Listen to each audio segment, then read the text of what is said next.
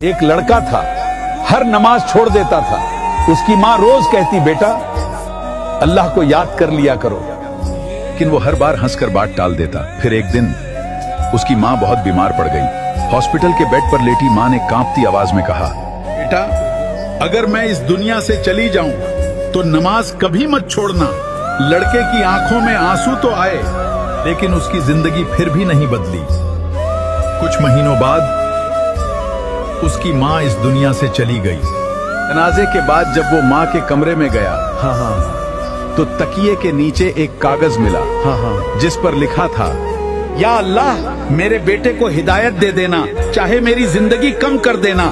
یہ پڑھتے ہی لڑکا زور زور سے رو پڑا، کیونکہ اسے پہلی بار سمجھ آیا جس ماں کو اس نے کبھی وقت نہیں دیا، وہ ماں ہر سجدے میں صرف اسی کے لیے روتی رہی۔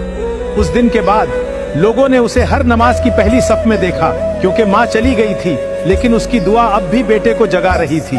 اللہ ہمارے ماں باپ پر اپنی رحمت نازل فرما، اگر وہ زندہ ہیں تو ان کی حفاظت فرما، اور اگر اس دنیا سے جا چکے ہیں تو ان کی مغفرت فرما۔